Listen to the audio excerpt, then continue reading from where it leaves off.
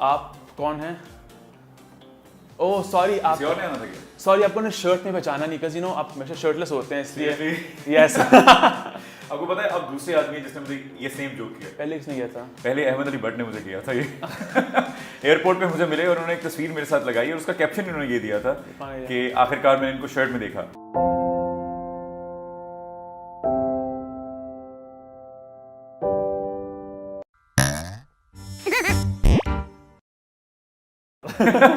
तो ये पाकिस्तान का सलमान खान बनने का आइडिया कब और कैसे आया?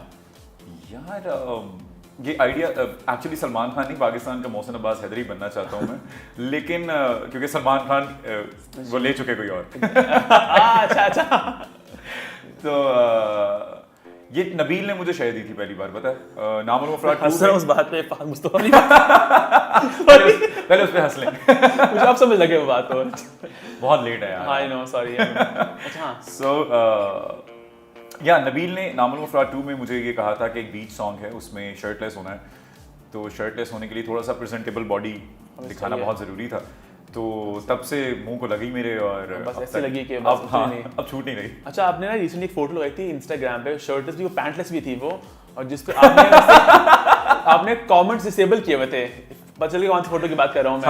हाँ। तो उस पे आपने तो कमेंट्स डिसेबल कर दिए। अच्छा कुछ आप कहना चाह रहे हैं इस फोटो के बारे में? उस फोटो के बारे में ये कहना चाह रहा हूँ कि बहुत से लोगों को ये गुमान था और ये गलतफहमी थी इस फोटो में से। हाँ आई नो मतलब ये फोटो है जी, क्या मतलब मुझे पता लग गया ये फोटो है तो क्यों ये ले अच्छा इस पे आपने तो कमेंट्स डिसेबल कर दिए, बट हमने कुछ अपलोड की गैलेक्सी पे कुछ कमेंट्स आए, तो ये आप जरा कुछ कमेंट्स पढ़ लें जरा, और कुछ आपने भी रिएक्शन देना तो आप दे सकते हैं। 3-4 कमेंट्स से राइट करके आप पढ़ते हैं। अच्छा ओके, क्या मुझे आवाज़ से बुलंद पढ़ना है? हाँ जी बिल्कुल। अल्लाह माफ करे बंदा शर्म गाह ही छुपा लेता है, नाव से नीचे खुला है सब, बॉडी ग्रेट है बट एथिकली रॉन्ग। अच्छा यार शर्मगाह छुपी हुई थी वैसे उसमें। देखिए आप जब इंटरनेशनली भी बॉडी बिल्डिंग के मुकाबले देखते हैं तो तब वो इससे भी छोटी छड़ियों में होते हैं। तो मैंने अगर कुछ अच्छा ये पिक्चर खींचने का मकसद क्या था, बहुत से लोगों को ये गलतफहमी है कि आई डोंट ट्रेन लेग्स, बहुत से लोगों को ये गलतफहमी थी, तो ये उनकी गलतफहमी दूर करने के लिए कि मैंने शायद अपर बॉडी की सिर्फ वर्कआउट किया है और मैं लेग्स ट्रेन नहीं करता, तो आई डू ट्रेन लेग्स, तो ये उनको एक जवाब था।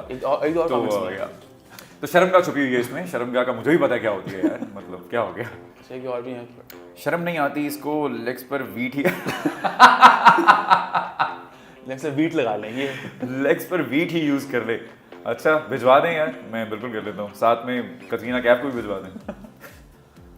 सॉरी टू से बट ये भी पहनने की क्या जरूरत थी। ऐसे ही लोगों के लिए लाइन है कि कोई शर्म होती है, कोई या होती है, कोई शर्म होती है। साद रफीक साहब ने एक लास्ट इसके बाद पढ़ें यार, मेरे जैसे लोगों को क्या होता है, ये पहनने की क्या जरूरत थी। हाँ मैंने सोचा लेकिन फिर मुझे लगा कि नहीं यार, बस लास्ट है ये कैसा ये कैसा अंडरवेयर है और कोई अच्छा सा नहीं है, क्या इसके पास हमेशा नोटिस किया बचता है अपने चड्डी के साथ, पता नहीं क्या नहीं। हाँ, तो क्या कैसे अंडरवेयर? नहीं मेरे पास बहुत से अंडरवेयर की कलेक्शन है आपके भाई के पास आपको आइडिया ही नहीं है। तरह तरह के दीदा से रंगों में भी दस्तयाब हैं, और फूलों वाले और प्रिंट्स वाले और सुपरमैन वाले, हर तरह के। लाइक सीरियसली मुझे बहुत शौक है। चलो we will waiting for more photos. अच्छा you know on a serious note, आपका ड्रामा भी है मेरी गुड़िया, इट्स डन वेरी वेल माशाल्लाह। तो I want to ask you, इतना नेगेटिव कैरेक्टर प्ले करना, एक तरफ DJ funny comedian that's your image, इतना आउटराइट नेगेटिव कितना मुश्किल था, और डर था कि लोग कहीं ना कहीं एक्सेप्ट नहीं करेंगे या स्टीरियोटाइप हो जाएगा कि इस तरह के रोल्स ही आएंगे मुझे बाद में? अच्छा ये डर ना हमें सबसे पहले होता मुकाबिल पे। ये सेम टीम के साथ ही मुकाबिल भी किया था जिसने मेरी गुड़िया किया, अली हसन के साथ ही, बिग बैंग के साथ ही। तो ये डर हमें तब था कि लोग बहुत नॉन सीरियस सा इमेज है, फिल्म्स में भी उनका भी ऐसा इमेज है, नामुल मुफराद 2, 1, तो ओवरऑल इमेज इवन अगर आप शुरू से भी देखें 4-मैन शो से 12 साल से, तो BNN भी यही था। तो उनको हमने बाकायदा संजीदा एक मीटिंग की कि यार हम आप पे रिस्क तो ले रहे हैं, लेकिन जे को भी लगता है, हमें भी ये लगता है, हम सबको कि पता नहीं लोग आपको एक्सेप्ट करेंगे एज ए सीरियस एक्टर, और उन्हें भी ये लग रहा था, उनको भी ये लग रहा था। लेकिन मुझे भी पर्सनली फिर उन्होंने इस डाल दिया इस थॉट में कि अच्छा हाँ यार पता नहीं ऑडियंस किस तरह लेगी, लेकिन थैंक गॉड कि क्योंकि देखें कहीं ना कहीं मैं एज सीरियस एक्टर ही स्टार्ट कर चुका था जब मैं थिएटर करता था, तो ये इत्तेफाक ऐसा हुआ कि अभी तक कोई सीरियस रोल मिला नहीं था, तो उसके बाद फिर, लेकिन अगर हम स्पेसिफिकली मेरी गुड़िया की बात करें तो मेरी गुड़िया एक्चुअली बहुत इंटेंस रोल था, जो कि शायद करते हुए मुझे भी 10 बार सोचना पड़ा, लेकिन मोमेंट किसी को तो करना ही था ना यार। मतलब वो इतना एक जिम्मेदारी वाला रोल था। मैं हमेशा कहता हूँ कि वो ड्रामा नहीं था, वो एंटरटेनमेंट से हटके कुछ था, क्योंकि उस ड्रामे में सिर्फ चाइल्ड अब्यूज की बात नहीं कर रहे हैं हम, वुमेन एम्पावरमेंट की बात कर रहे हैं, रॉन्ग मैरिजेस की बात कर रहे हैं, अगर ऐसा कुछ हो जाए तो रिएक्ट कैसे करना है फैमिलीज ने, उसकी बात कर रहे हैं। तो उसमें बहुत कुछ था, तो एक बड़ा रिस्पॉन्सिबल ड्रामा था वो, बिग बैंग की तरफ से भी, ARY की तरफ से भी, और जाहिर है डायरेक्टर की तरफ से। अच्छा हो गया माशाल्लाह। तो अच्छा, जो अदर अमल लश्कारा दो, वो बड़ा अच्छा स्टार्ट हुआ, बट टुवर्ड्स द एंड वो पता नहीं थोड़ा सा गुमराह, अजीब सा ही हो गया, थोड़ा गुमराह हो गया वो। और लोगों ने तब पसंद भी शायद नहीं किया एंड पे जाके। और मुझे याद है आपका एक बड़े मजे का फेसबुक पोस्ट आया था, मुझे याद है, अब मुझे मिला नहीं, वो डिलीट कर दिया शायद आपने, कि यू रोट के मुझे प्रमोशन में यूज नहीं कर रहे, पता नहीं क्या हो रहा है, आई फील चीटेड और समथिंग ऑफ दैट सॉर्ट। तो क्या हुआ था वो? अच्छा, एक तो लश्कारा जफर मिराज साहब का ही लिखा हुआ है, it's a very well written play.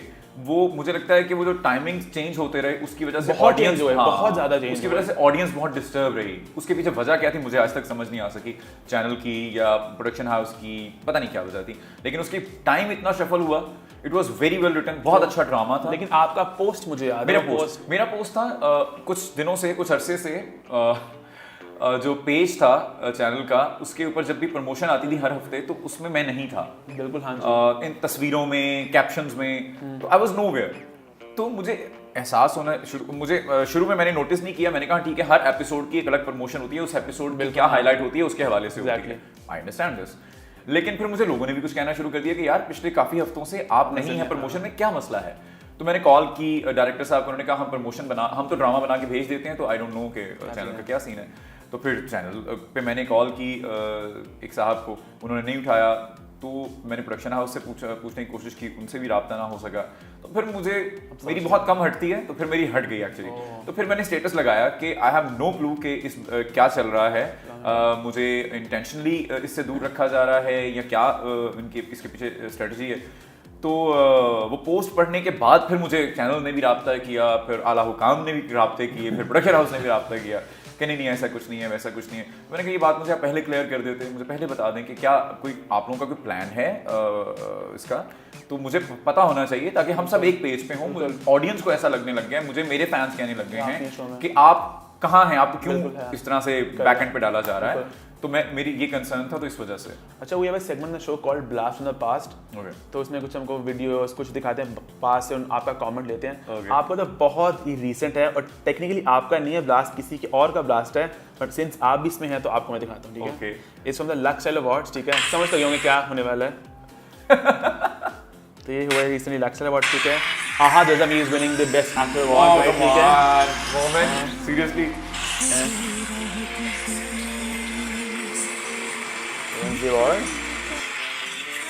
देखो, मैं ताली बजा, हाँ, and your producer is booing, हाँ, at Ahad is at whoever, ठीक है? मैं बताता हूँ झूठ बोलें नो, आज मैं सच बोलूंगा। अच्छा, मैंने इसको क्लियर भी किया